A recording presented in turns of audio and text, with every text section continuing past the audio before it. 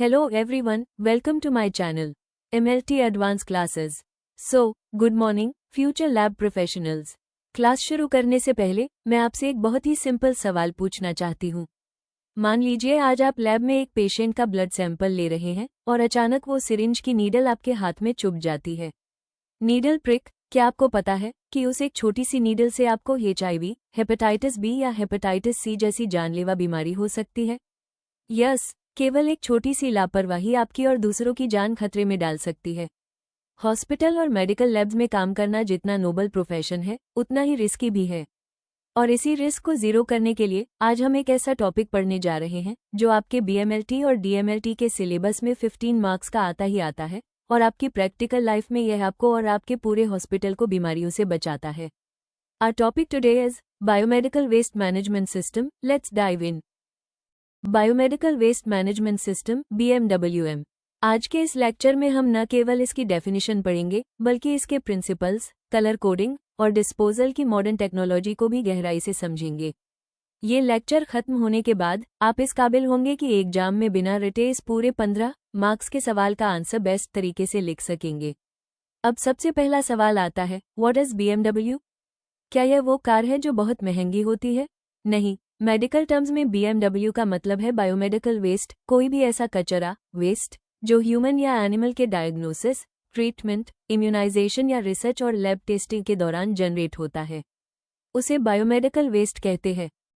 Biomedical waste management system इस खतरनाक और इन्फेक्शियस वेस्ट को सही तरीके से कलेक्ट करना, अलग करना, सेग्रीगेट, ट्रांसपोर्ट करना और पूरी तरह से नष्ट, डिस्पोज करने के सिस्टम को बायोमेडिकल वेस्ट मैनेजमेंट सिस्टम कहते हैं।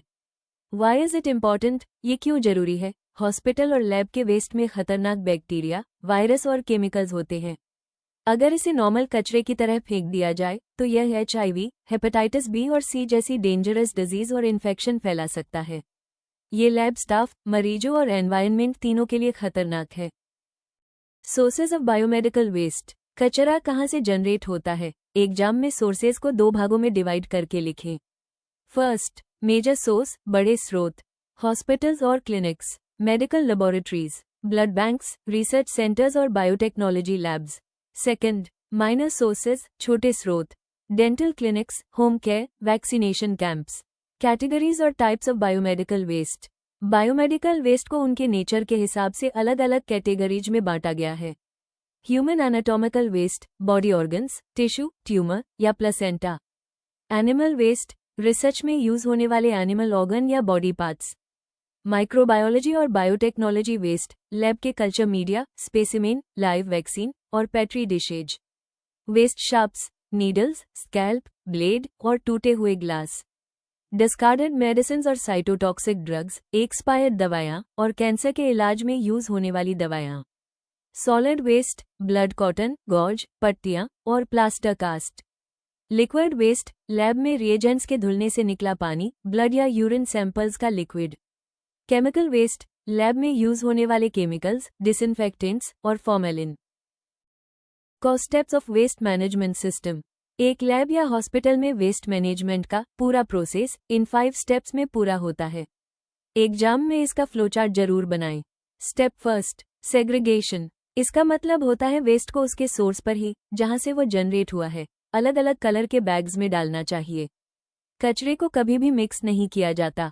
स्टेप सेकंड, कलेक्शन और स्टोरेज। वेस्ट को पंचर प्रूफ और लीक प्रूफ बैग्स में कलेक्ट किया जाता है। इन बैग्स पर बायोहैज़र्ड सिंबल का होना अनिवार्य है। हॉस्पिटल या लैब में वेस्ट को 48 घंटे से ज्यादा स्टोर करके नहीं रखा जा सकता।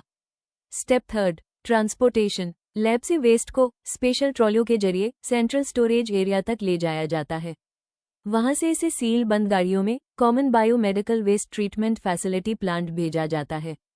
स्टेप 4, फाइनल ट्रीटमेंट और डिस्पोजल। यहां वेस्ट को पूरी तरह डिसइंफेक्ट किया जाता है, इंसिनरेशन, ऑटोक्लेविंग या डीप बेरियल के द्वारा। Fifth step, disposal. वेस्ट को सेंट्रल प्लांट में भेजकर डिसइंफेक्ट करना। इस साइकिल को अपने दिमाग में फिट कर लीजिए क्योंकि पूरी वेस्ट मैनेजमेंट इंडस्ट्री इसी पर काम करती है। Colour coding system. नए रूल्स के हिसाब से हमें कचरे को 4 मुख्य रंगों के बैग्स या बिन्स में अलग करना होता है। येलो बैग, इसमें जाता है इन्फेक्शियस और एनाटॉमिकल वेस्ट। यानी बॉडी ऑर्गन्स, कंटैमिनेटेड कॉटन, पट्टियाँ, लैब के कल्चर मीडिया और एक्सपायर्ड मेडिसिन, इसे हम सीधे भट्टी में जलाकर राख करते हैं, इंसिनरेशन। रेड बैग, आर से रिसाइक्लेबल प्लास्टिक।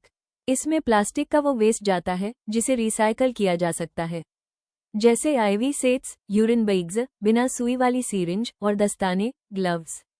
इसे पहले ऑटोक्लेव किया जाता है ताकि माइक्रोबियस किल हो जाएं, फिर इसके बारीक टुकड़े श्रेडिंग करके रिसाइकल करते हैं।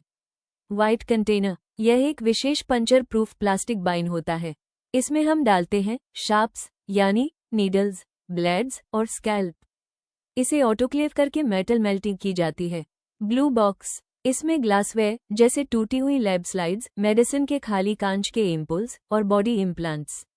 इसे सोडियम हाइपोक्लोराइड से धोकर रिसाइकल किया जाता है। Important treatment technologies, long answer में इन टर्म्स को शॉर्ट में एक्सप्लेन करना जरूरी है। इंसिनरेशन, इसमें वेस्ट को बहुत हाई टेम्परेचर 800 डिग्री सेल्सियस से 1200 डिग्री सेल्सियस पर इनकैनरेटोरे में जलाकर राख बना दिया जाता है। ये पीले बैग के कचरे के लिए होता है। ऑटोक्लेविंग, इसमें वेस्ट को high pressure steam 121 degree Celsius पर 15-20 मिनट में इन्फेक्शन फ्री किया जाता है। ये रेड और वाइट बैग के कचरे के लिए यूज होता है। श्रेडिंग, प्लास्टिक और नीडल्स को ऑटोक्लेव करने के बाद मशीन में डालकर छोटे छोटे टुकड़ों में काट दिया जाता है ताकि उनका मिसयूज दोबारा इस्तेमाल न हो सके। केमिकल डिसइंफेक्शन, लिक्विड वेस्ट या ग्लासवेयर को साफ करने के लिए 1% सोडियम हाइपोक्लोराइड सोल्यूशन का यूज किया जाता है। Safety measures for MLT students और लैब स्टाफ, एक लैब तकनीशियन होने के नाते आपको वेस्ट हैंडल करते समय इन बातों का ध्यान रखना चाहिए। हमेशा पर्सनल प्रोटेक्टिव इक्विपमेंट जैसे ग्लोव्स, मास्क, लैब कोट और गॉगल्स पहने।